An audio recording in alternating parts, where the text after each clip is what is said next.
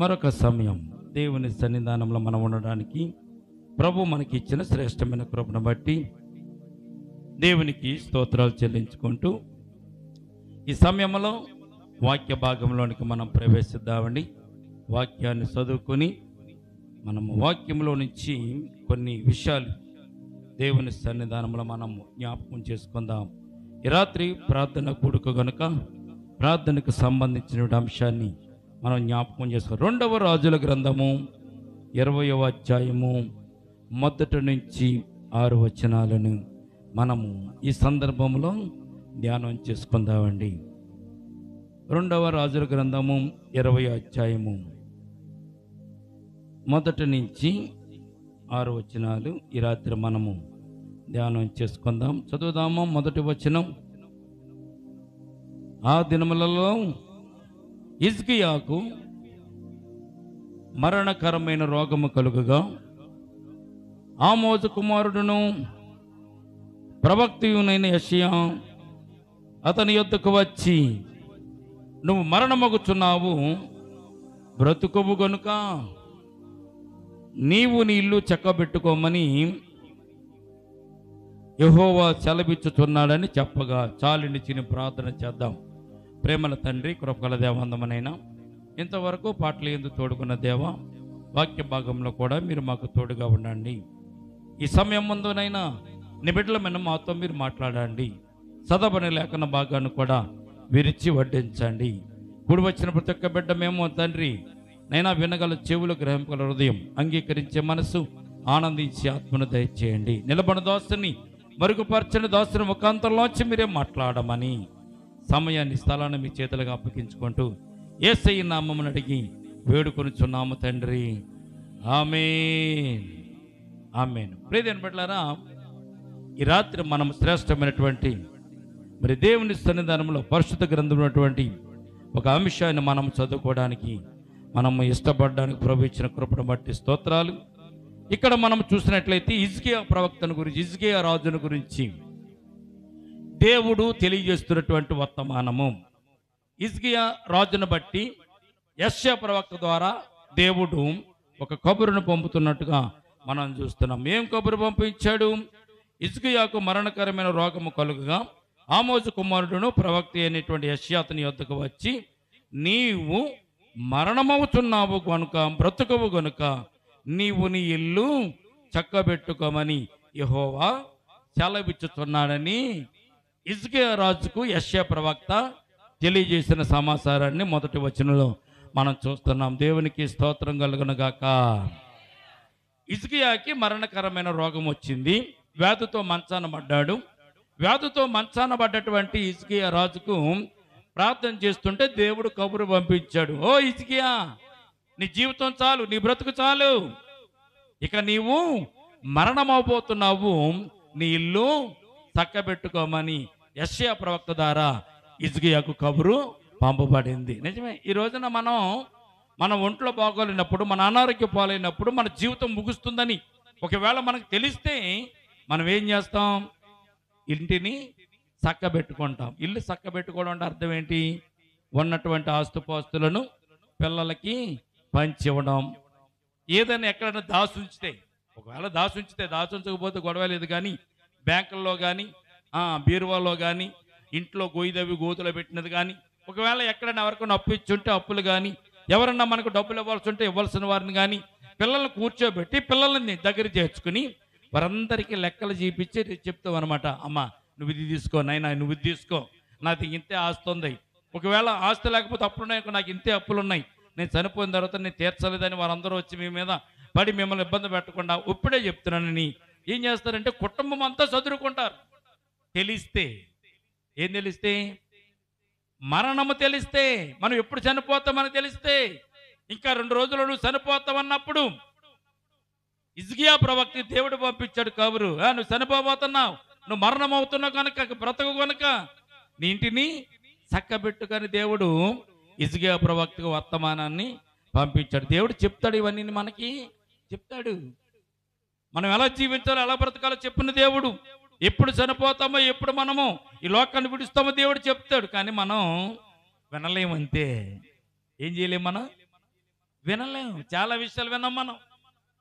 దేవుడు చెప్పే విషయాలు చాలా వినాం.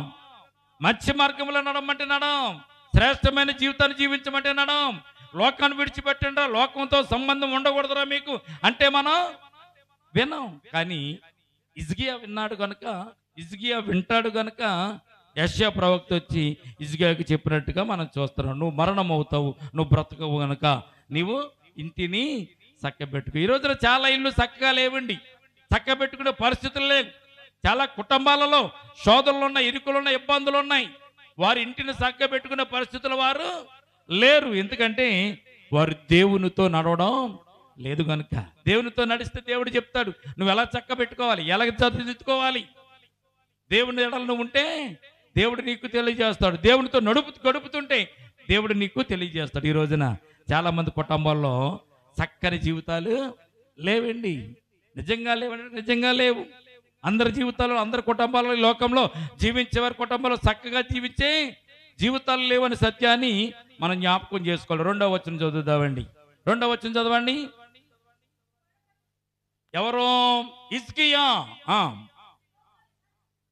అతడు తన ముఖమును గోడ తట్టు త్రిప్పుకొని యెహోవా యథార్థ హృదయుడనై సత్యముతో నీ సన్నిధి నేను ఎట్లు నడుచుచుంటినో, నీ దృష్టికి అనుకూలముగా సమస్తమును నేను ఎట్లు జరిగించుతునో కృపతో జ్ఞాపకము చేసుకోమని హిజ్కియా కన్నీళ్లు విడుచుచు యెహోవాకు ప్రార్థన చేస్తున్న దేవునికి స్తోత్రం కలుగునుగాక. హిజ్కియా ప్రార్థన చేస్తున్నాడండి. మనం ప్రార్థన చేస్తే ఎలాగుంటుందో తెలుసా? ఈ చివరి నుంచి ఆ చివరి దాకా చేంతోడంత ఉంటుంది మన ప్రార్థన. హిజ్కియా ఎంత ప్రార్థన చేశాడు ఇక్కడ మనం జ్ఞాపకం చేసుకుంటే ప్రియమైన బిడ్డలారా, హిజ్కియా ప్రార్థన చాలా శ్రేష్టముగాను క్లుప్తముగాను కొద్దిగా ఉన్నట్టుగా ఈ పరిశుద్ధ గ్రంథంలో మనం చూడగలుగుతున్నాం. చూడండి, హిజ్కియా ప్రార్థన ఒకసారి జ్ఞాపకం చేసుకుందాం. యెహోవా యథార్థ హృదయుడనై సత్యముతో నీ సన్నిధి నేను ఎట్లు నడుచుకుంటునో, మొట్టమొదటి. 2వది, నీ దృష్టికి అనుకూలంగా సమస్తమును నేను ఎట్లు జరిగించుతునో కృపతో జ్ఞాపకం చేసుకోమని హిజ్కియా కన్నీళ్లు విడుచుచు యెహోవాను ప్రార్థించెను. 4వ వచనం చదవండి. యెషయా నడిమిసాల నుండి అవతలకు వెళ్ళక మునిపే యెహోవా వాక్కు అతనికి ప్రత్యక్షమై ఇలాగు చలవిచ్చెను, నీవు తిరిగి నా ప్రజలకు అధిపతి హిజ్కియా యొద్దకు పోయి అతనితో ఇట్లను మనను దేవునికి స్తోత్రం కలుగునుగాక. హిజ్కియా చేసిన ప్రార్థన ఎన్నో నిమిషాలు లేదండి అతని ప్రార్థనకి జవాబు రావడానికి. హిజ్కియా ప్రార్థనకి జవాబు రావడానికి ఎంతో సమయం పట్టలేదు.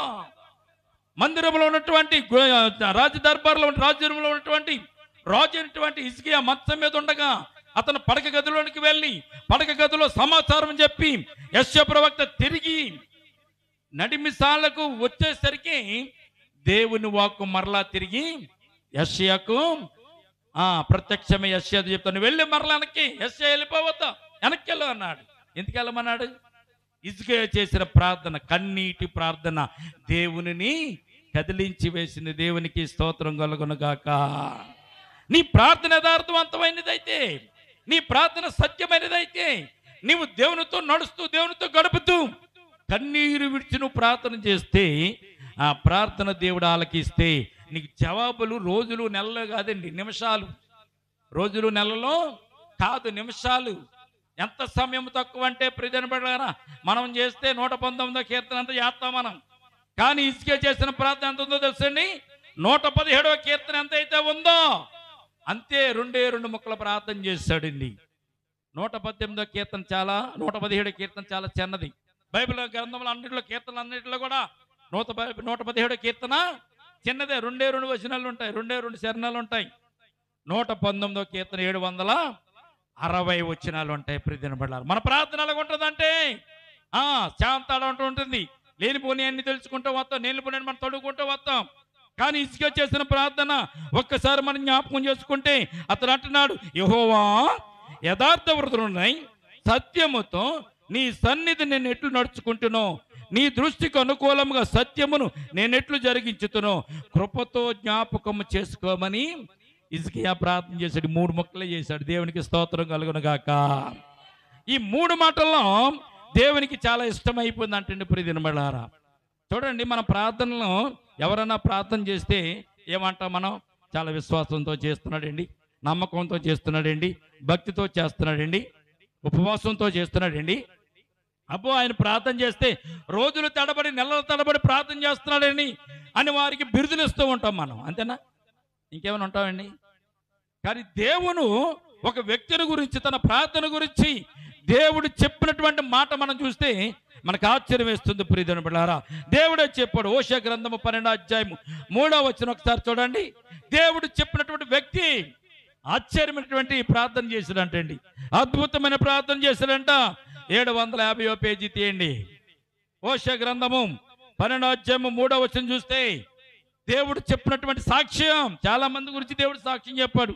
నా హృదయానుసారుడైన దావీదు అని చెప్పాడు. నా మాట విన్నటువంటి అబ్రహాం అని చెప్పాడు. అబ్రహాము నేను చెప్పిందల్లా చేసేవాడు అన్నాడు, నా చిత్తం నెరవేర్చేవాడు అన్నాడు.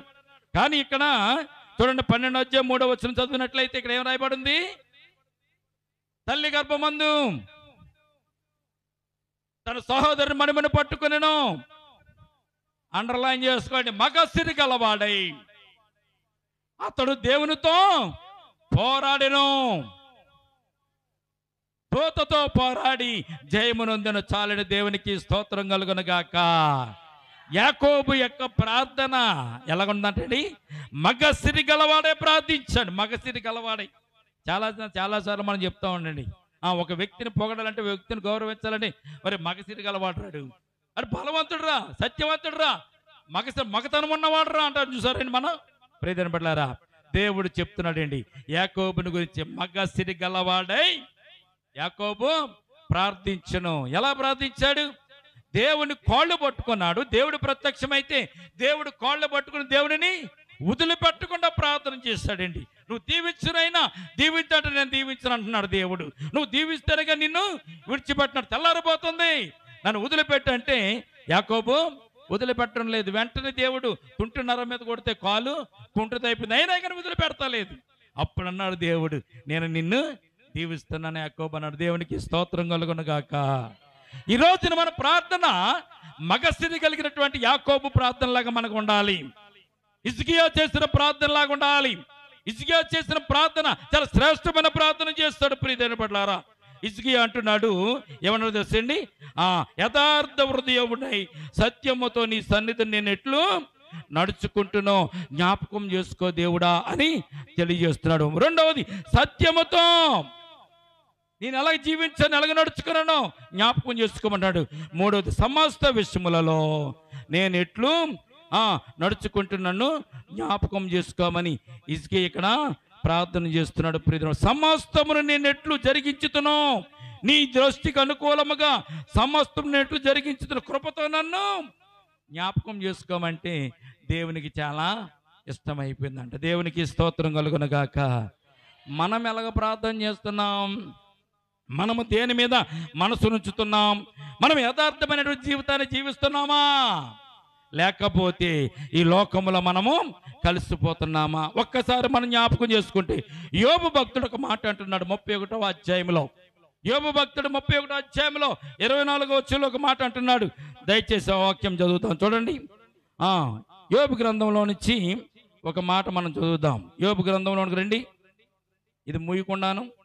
యోబు గ్రంథంలో 31వ అధ్యాయము 24వ వచనం చూడండి. యోబు గ్రంథం, యోబు భక్తుడు చెప్తున్న మాట మనం జ్ఞాపకం చేసుకుంటే చాలా చరిత్ర అంతా, మన చరిత్ర అంతా కూడా యోబు ఇక్కడ తెలియజేస్తున్నట్టుగా మనం చూస్తున్నాం. సువర్ణము నాకు ఆధారం అనుకుని ఎడలా నా ఆశ్రయము నీవేనని, వెండితో నన్ను మేలిమి బంగారంతో నన్ను చెప్పిన ఎడలా, నా ఆస్తి గొప్పదని కానీ నా చేతికి విస్తారమైన సొత్తు దొరికినని కానీ నేను సంతోషించిన ఎడలా, సూర్యుడు ప్రకాశించినప్పుడు నేను అతనినే గాని, చంద్రుడు మిక్కిలి కాంతి కలిగి నడుచుచుండగా అతనినే గాని చూసి నా హృదయం రహస్యంగా ప్రేరేపబడి వారి తట్టు చూసి నా నోరు ముద్దు పెట్టుకుని ఎడలా పరమనున్న దేవునికి దృష్టికి నేను వేషధారిని అవుతున్నట్టున్నాడు. దేవునికి స్తోత్రం కలుగునుగాక.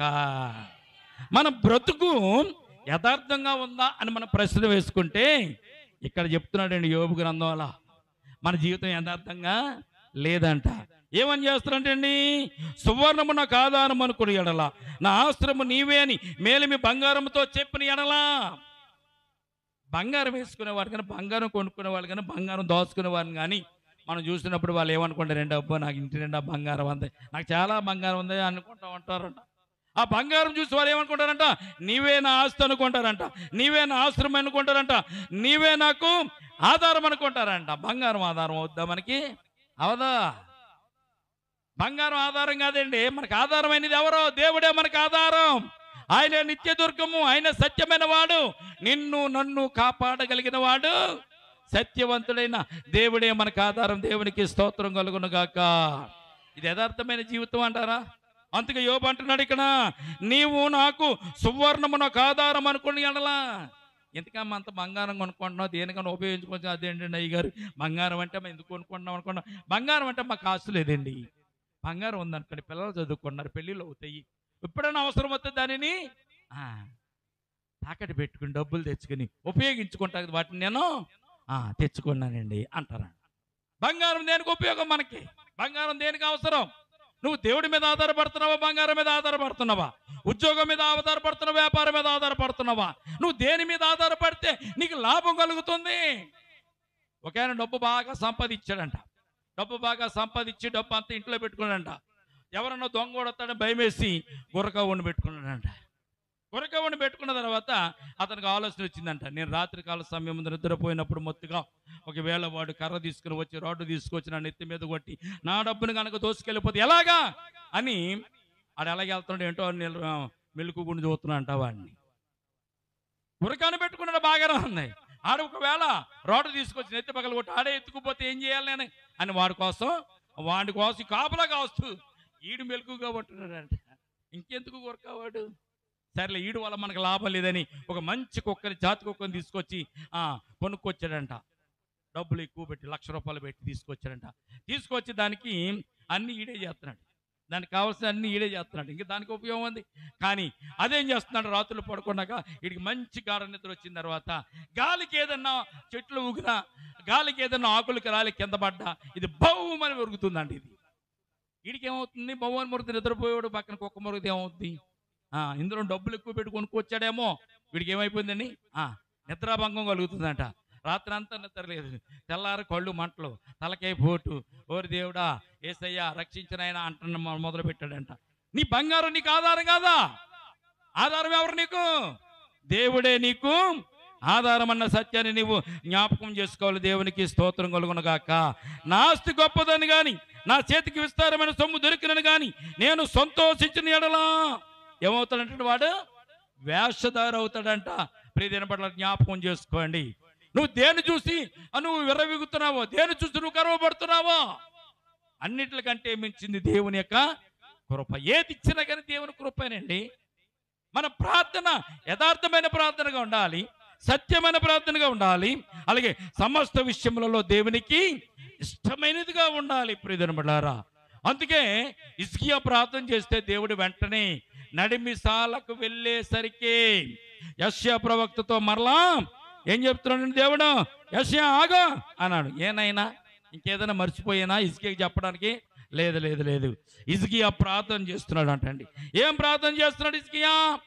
గోడ తట్టు తన ముఖమును తిప్పుకుని కన్నీరు విడిచి ప్రార్థన చేస్తున్నాడు అన్నాడు. దేవునికి స్తోత్రం కలుగునుగాక. గోడ తట్టు తన ముఖమును తిప్పుకుని దేవుని సన్నిధానంలో కన్నీరు విడుచుచు ప్రార్థన చేస్తున్నాడు. ఈ రోజున కన్నీటి ప్రార్థన ఏ కుటుంబాల్లోనూ లేదండి. దేవుని సన్నిధానికి వస్తున్నాం, దేవుని సన్నిధానం ఇంటికి వెళ్తున్నాం, మరలా దేవుని సన్నిధానికి వస్తున్నాం. కన్నీరు విడిచి ప్రార్థన చేయడం దేవునికి చాలా ఇష్టం. కన్నీటి ప్రార్థన దేవుడు ఆలకిస్తాడు. అందుకే చూడండి, దావీదు మహారాజు కన్నీటితో ప్రార్థన చేస్తే తన పరుపు తేలిపోయిందంట. ఎప్పుడన్నా మనం ప్రార్థన చేసాం, మన పిల్లల గురించి ప్రార్థన చేసామా? మన భర్త గురించి, కుటుంబాన్ని గురించి, మన సంపద గురించి, అప్పుల గురించి, బాధల గురించి కన్నీరు విడిచి ఎప్పుడైనా ప్రార్థన చేసామా? చేసుంటాం ఒకప్పుడు. ఎలాగా?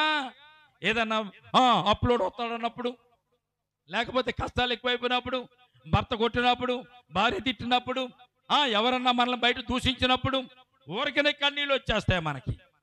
కానీ దేవుని సన్నిధానంలో మోకరించి ప్రార్థన చేయడానికి, కన్నీళ్ళు విడవడానికి మనకి అసలు కన్నీరే రాదు అనే సత్యాన్ని మీరు జ్ఞాపకం చేసుకోవాలి. ప్రియమైన మన బిడ్డలు బాగుండాలి, మన కుటుంబం బాగుండాలి అంటే హిజ్కియాకు వెళ్ళే కన్నీరు విడిచి మనము ప్రార్థన చేయాలి. కన్నీటి ప్రార్థన అండి. హిజ్కియా కన్నీరు ప్రార్థన చేస్తుంటే ఆ కన్నీటి దార ఆరకుండానే దేవుడు మరల యెషయా ప్రవక్తను వెనుకకు వెళ్ళమని చెప్పాడా? వెనక్కి వెళ్ళమని చెప్తే యెషయా ప్రవక్తను, నైనా ఏం చెప్పమంటావు అని అడిగాడు. చదవండి, ఏం చెప్పమంటే ఏమన్నాడు చూడండి. ఇక్కడ నా ప్రజలకు అధిపతి అయినటువంటి హిజ్కియాకు వెళ్ళి అతను తిట్లనుమో,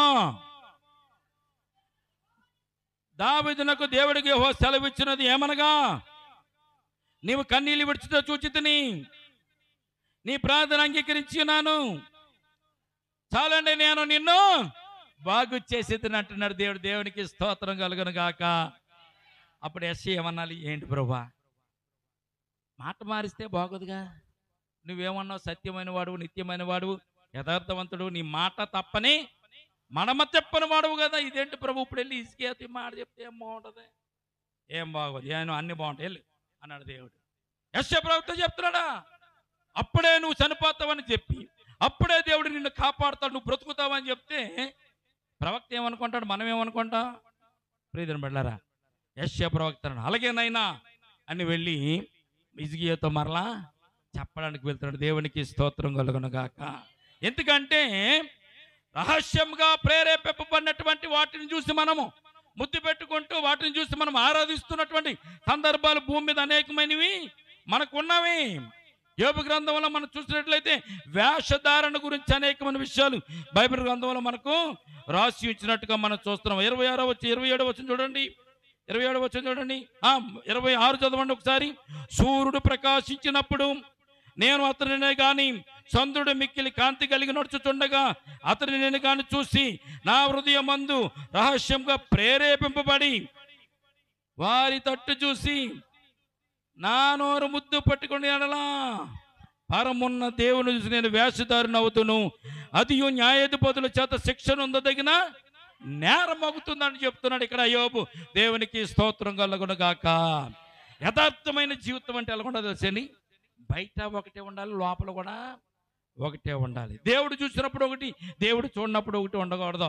ఇంట్లో ఉన్నప్పుడు ఒకటి, ఇంట్లో లేనప్పుడు ఒకటిగా ఉండకూడదు. నువ్వు ఒంటరిగా ఉంటే, నిన్ను ఎవ్వరూ చూడకపోతే నీ మనసు ఎన్ని గొంతులేస్తుందో చాలా ఆశ్చర్యంగా ఉంటుంది. ప్రియమైన బిడ్డలారా, ఎవరన్నా చూస్తున్నామో దేవుని బిడ్డను కదా, నేను బైబిల్ చదువుతున్నాను కదా, నేను ప్రార్థనకి వెళ్తున్నాను కదా, నేను ఇటువంటి చేయకూడదులే, ఇటువంటి చూడకూడదులే అని ఎవరన్నా మనం చూస్తున్నప్పుడు వాటిని మనం విడిచిపెట్టేస్తాం. కానీ ఒంటరిగా ఉన్నప్పుడు, ఎవరు మనల్ని చూస్తాలేని అనుకున్నప్పుడు మనం ఏం చేస్తాం తెలుసా?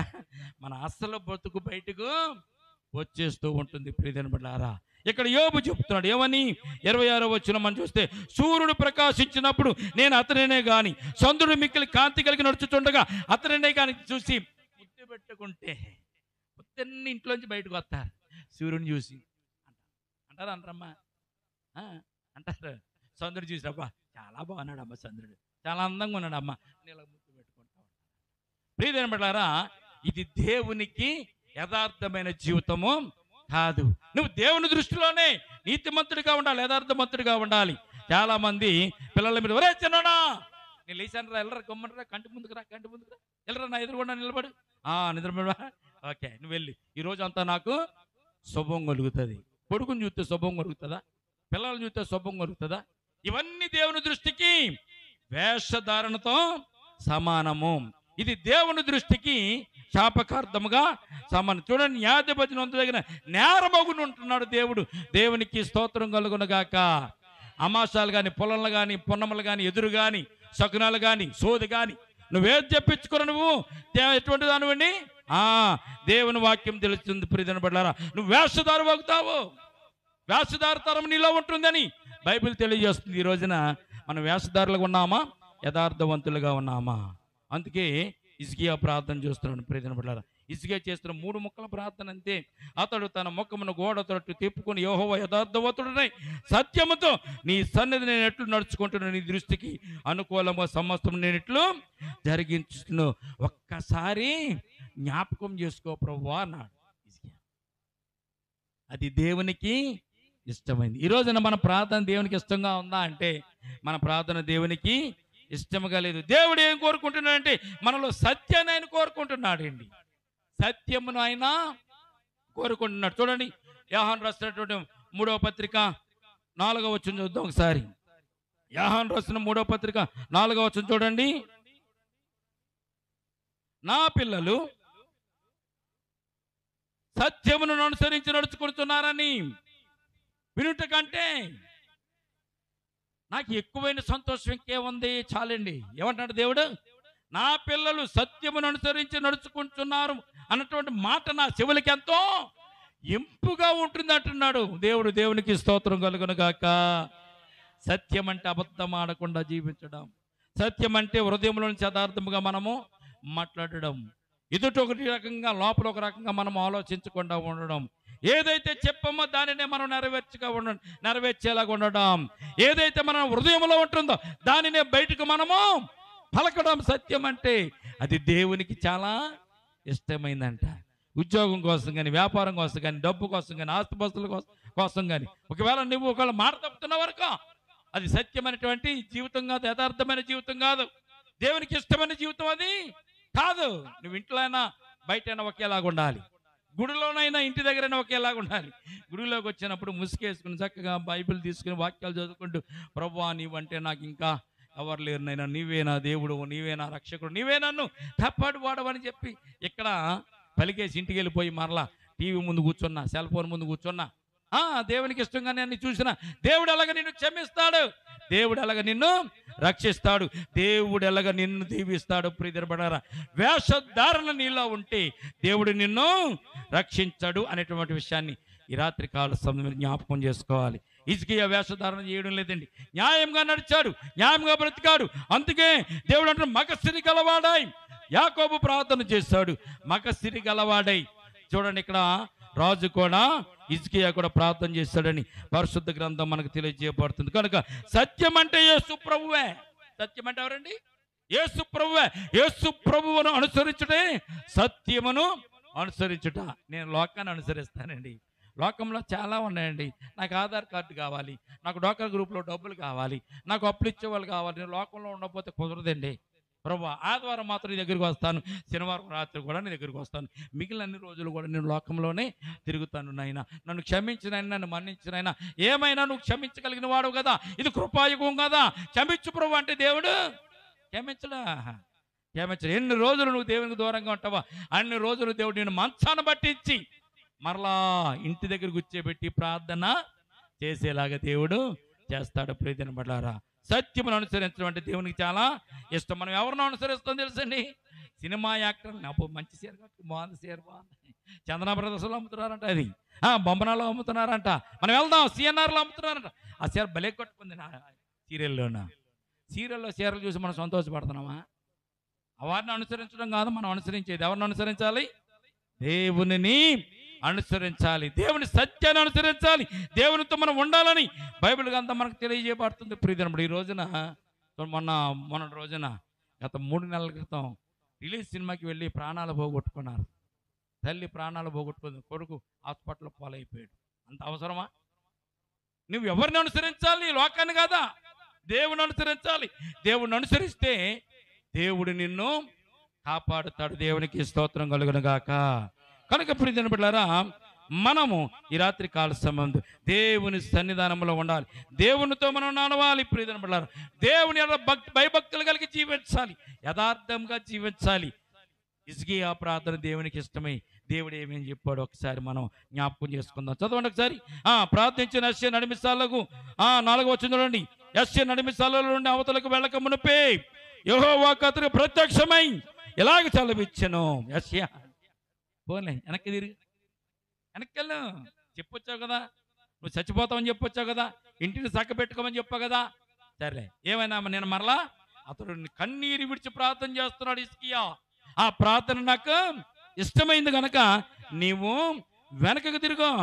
వెళ్ళి ఏం చెప్పాలన్నట్లు, నీ పితరుల్లో అయినటువంటిది దేవుడు చెప్పేది ఏమనగా, యెహోవా నీకు సెలవిచ్చినది ఏమనగా, నీవు కన్నీళ్లు విడుచుట చూసి తిని నీ ప్రార్థన అంగీకరించి ఉన్నాను అంటున్నాడు.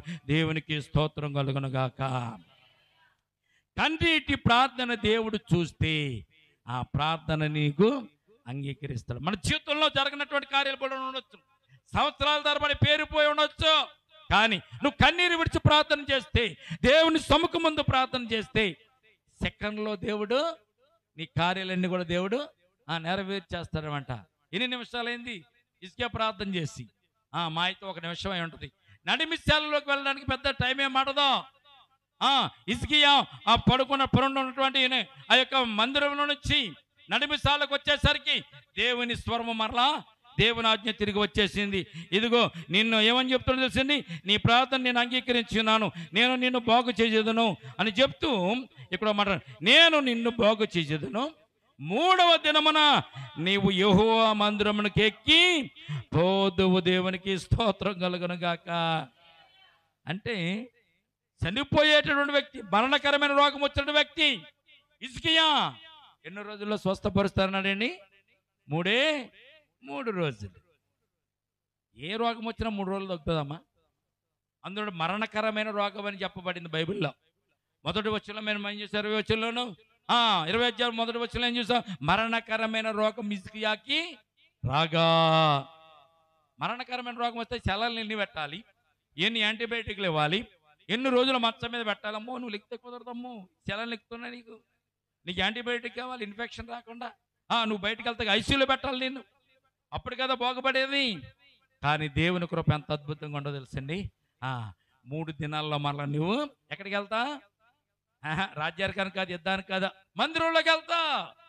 3 రోజుల్లో నిన్ను మరలా నేను మందిరంలోనికి నడిపిస్తానంటున్నాడు దేవుడు. దేవునికి స్తోత్రం కలుగునుగాక. హిజ్కియా కన్నీళ్ళు విడిచి ప్రార్థన చేయడం, అంత అద్భుతమైన ప్రార్థన హిజ్కియా చేస్తాడు. ఇంకేమని చెప్తున్నాడు చూడండి ఒకసారి. ఇంకా 15 సంవత్సరంలో ఆయుష్ను నీకు ఇచ్చేదను. దేవునికి స్తోత్రం కలుగునుగాక. ఎన్నాళ్ళు బతుకుతావు ఇంకా నువ్వు? మళ్ళీ 15 సంవత్సరాలు నువ్వు బ్రతుకుతావు. నీ ఆయుష్ను పొడిగిస్తున్నా? ఆయుష్ను తగ్గించడం దేవుని వంతు, ఆయుష్ను పొడిగించడం కూడా దేవుని వంతు. కాలములు సమయములు దేవుని వశములో ఉన్నవి. ప్రీతిని పట్ల దేవుని వశములో ఉన్నాయి. ప్రాణము ఇవ్వగలడు, ప్రాణాన్ని అయినా నువ్వు మాట వినకపోతే. చూడండి, మనం చూసినట్లయితే జలప్రలయంలో అనేక మంది చనిపోయారు, కానీ నోవహు కుటుంబము బ్రతికి బట్ట కట్టింది. దేవునికి స్తోత్రం కలుగునుగాక. వారెందుకు దేవుడు బ్రతికించాడు? యథార్థంగా జీవించారు, న్యాయంగా జీవించారు, దేవుని యందు భయభక్తులు కలిగి జీవించారు. లక్షల మంది జనాభా ఉన్నా కానీ పాపం అంటుకోకుండా, పాపపు జోలికి వెళ్లకుండా చూడండి వారు జీవించారు. కనుక జలప్రలయంలో నోవహు కుటుంబం 8 మంది రక్షింపబడ్డ, మిగిలిన వాళ్ళందరూ కూడా జలప్రలయంలో కొట్టుకుపోయారు. ఇక్కడ ఏమని చెప్తున్నాడు తెలుసండి, నీకు మరలా 15 సంవత్సరంలో ఆయుష్ను నీకు ఇచ్చేదను, మరియు నా నిమిత్తమును, నా సేవకుడైన దావీదు నిమిత్తమును ఈ పట్టణమును నేను కాపాడుచు నిన్ను ఈ పట్టణమును అశ్షూరు చేతుల్లో పడకుండా నేను విడిపించేదను. దేవునికి స్తోత్రం కలుగునుగాక. కన్నీటి ప్రార్థనకు దేవుడిచ్చే జవాబు, నేను నిన్ను కాపాడుతాను, నేను నిన్ను రక్షిస్తాను, అశ్షూరు రాజు చేతుల నుండి నేను నిన్ను విడిపిస్తాను. ఎప్పుడైతే హిజ్కియా మంచాన్ని పడ్డాడు, చచ్చిపోతాడు అనుకున్న తర్వాత అశ్షూరు రోజు దండెత్తి వచ్చేసి హిజ్కియా ప్రాంతం అంతా కూడా కాపలా కాసేసి ఎప్పుడు వీరిని జయించేదని, ఎప్పుడు ఇశ్రాయేలు మీద యుద్ధం చేసేసి వారిని నేను హస్తగతం చేసేసుకుందానని చూస్తున్నాడు అశ్షూరు రాజు. అప్పుడు దేవుడు అది కూడా చెప్తున్నాడు, నిన్ను కాపాడడమే కాదు, నిన్ను బ్రతికించడమే కాదు, 3 రోజుల్లో మందిరంలోకి నిన్ను నడిపించడమే కాదు, మరణకరమైన రోగం నుంచి నేను విడిపించడమే కాదు, అశ్షూరు రాజు చేతుల నుంచి రాజ్యమును నేను విడిపిస్తాను, నీకు జయమును కలిగిస్తాను అంటున్నాడు దేవుడు. దేవునికి స్తోత్రం కలుగునుగాక. ఆశ్చర్యమండి. ఈ రోజున మనం అనుకోవచ్చు ప్రియమైన బిడ్డలారా, ఏంటంటే దేవుళ్ళు నడుస్తున్నాం అనుకుంటున్నాం కానీ మనం నడవలేకపోతున్నాం. దేవునితో జీవిస్తున్నాం అనుకుంటున్నాం, జీవించలేకపోతున్నాం. దేవునికి ఇష్టమైన బిడ్డలుగా మనం ఉండాలని కోరుకుంటున్నాం కానీ మనము ఉండలేకపోతున్నాం. అందుకే సమస్త విషయములలో నేను ఎలాగ జీవించాను నువ్వు జ్ఞాపకం చేసుకో ప్రభువా అని హిజ్కియా అక్కడ ప్రార్థన చేసి ఏం చేస్తున్నాడు చూడండి, నీ దృష్టికి అనుకూలంగా సమస్తమును నేనెట్లు జరిగించుతానో కృపతో నన్ను జ్ఞాపకం చేసుకోమని హిజ్కియా ప్రార్థన చేస్తున్నాడు. ప్రియమైన మొదటి సమూయేలు గ్రంథము 2:35 ఒకసారి చదవండి. ఈ సందర్భంలో ఆ మాట చదువుకుని మనం ప్రార్థన చేసుకుందాం. మొదటి సమూయేలు గ్రంథం 2:35 మనం చూసినట్లయితే, తర్వాత నమ్మకమైన ఒక యాజకుని నేను నియమింతును, అతడు నా యోచనను బట్టి నాకు అనుకూలముగా యాజకత్వము జరిగించును. అతనికి నేను నమ్మకమైన సంతానాన్ని పుట్టిస్తాను. అతడు నా అభిషక్తుని సన్నిధిని ఎప్పటికి నీ యాజకత్వం జరిగిస్తాడన్నాడు. దేవునికి స్తోత్రం కలుగును గాక. ఏంటంటే సమస్త విషయములలో నమ్మకత్వం కలిగిన వారంటే దేవునికి బాగా ఇష్టం. దావీదు నా హృదయానుసారుడైన దావీదు. నమ్మకంగా ఉంటున్నామా? కుటుంబాల్లో నమ్మకంగా ఉంటున్నామా? ఆర్థిక వివాహంలో కానీ, ఆర్థిక ఇబ్బందుల్లో కానీ, అప్పుల బాధలో కానీ, కష్టాల్లో కానీ, డబ్బు విషయంలో కానీ, వ్యాపార విషయంలో కానీ, సంపద విషయంలో కానీ నమ్మకంగా ఉంటున్నామా? ఎక్కడ ఏది దొరికితే ఏ మాట మాట్లాడితే మనకు సంపద వస్తుందో ఆ మాట మాట్లాడి మన సంపదను యథార్థంగా మనం పొందుకోవడం లేదండి. ఏ పని ఇచ్చినా యథార్థంగా చేయాలి, దేవునికి ఇష్టమైనదిగా మనము చేయాలని బైబిల్ గ్రంథం మనకు తెలియజేయబడుతుంది. ప్రియమైన బిడ్డలారా, కనుక నాకు అనుకూలముగా అంటే దేవునికి అనుకూలముగా ఎవరైతే ఈ రోజున జరిగిస్తూ ఉంటారో వారిని దేవుడు దీవిస్తానని వాగ్దానం చేస్తున్నాడు. ప్రియమైన బిడ్డలారా, అందుకే యాకోబు గురించి దేవుడు చెప్పాడు, మగస్త్రీ గలవాడై యాకోబు ప్రార్థన చేసాను, దూతలను గెలిచాను, దేవుని యొక్క కృపను పొందుకునేను. కనుక ఈ రాత్రి మనము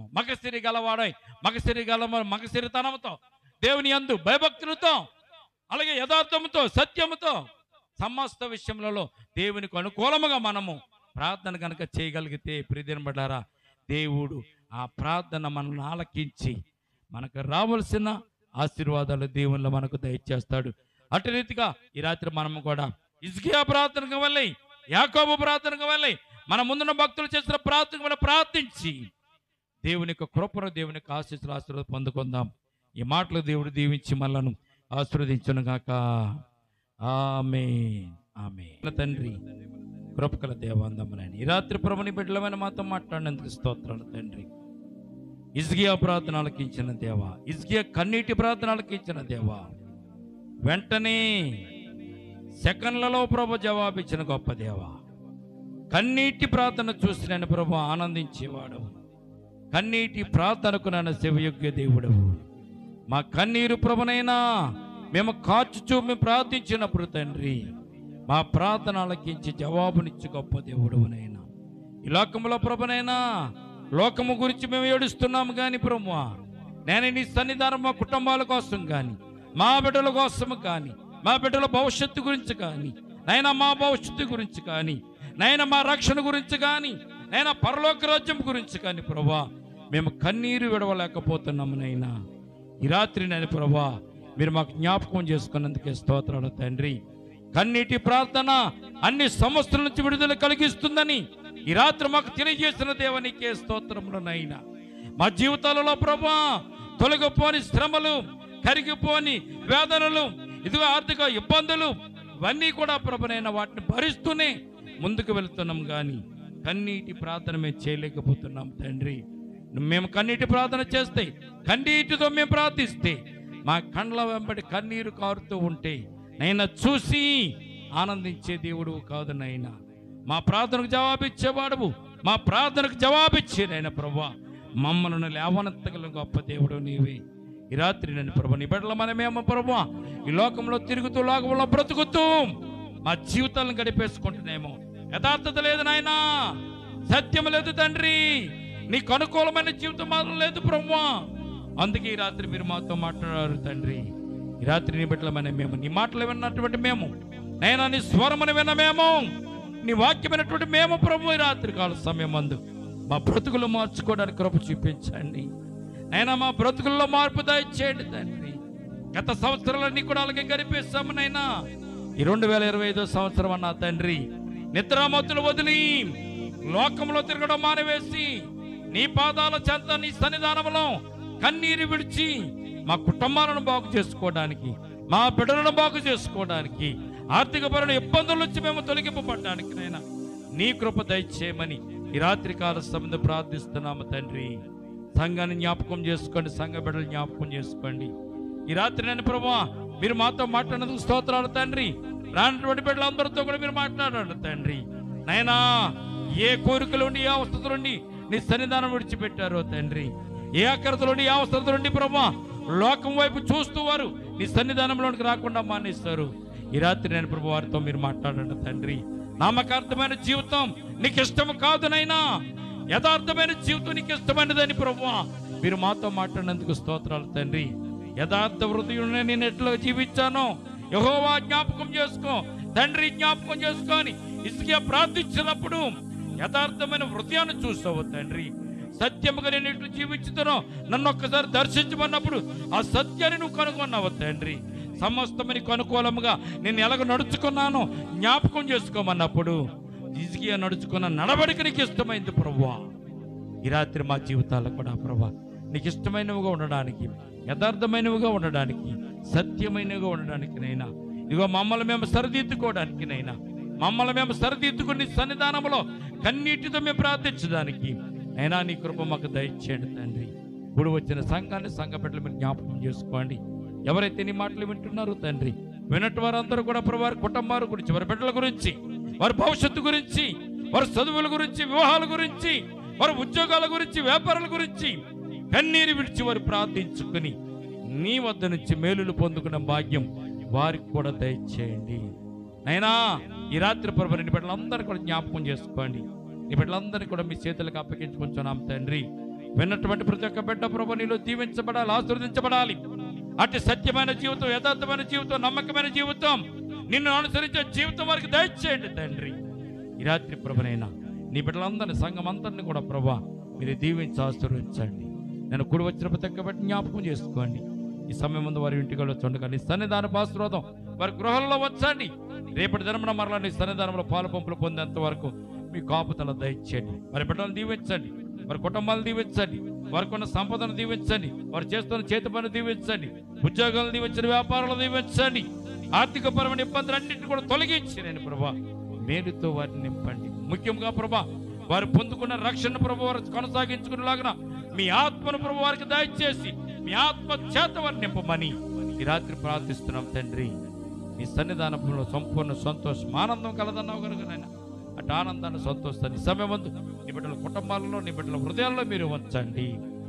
రేపటి దినమన్నటి రీతిగా కూడుకుని స్తుతించేంతవరకు మీ కాపుదల, మీ భద్రత నీ బిడ్డల మాకు దయచేయమని చేసిన ప్రార్థన పాదజని చేర్చుకుని కృపాదీయంతో నింపుదురుగా కానీ యేసయ్య ఉన్నతమైన పరిశుద్ధ నామమున ప్రార్థించి మిక్కిలి వినయముతో బ్రతిమలాడి వేడుకొనుచున్నాము తండ్రి. ఆమేన్. మన తండ్రి అయిన దేవుని ప్రేమయు, కుమారుడైన యేసుక్రీస్తు కృపయు, పరిశుద్ధాత్మను సహవాసము ఇప్పుడును ఎల్లప్పుడూ ప్రభువొచ్చు పర్యంతము సంగమునకును మనకును సదాకాలము తోడు నీడగుండునుగాక. ఆమేన్. అందరూ చెప్తామా? యేసు రక్తమే ఇచ్చే, ప్రవేశ రక్తమే ఇచ్చే, యేసు నామమున సంపూర్ణ విజయం కలుగునుగాక. ఆమేన్. ఆమేన్.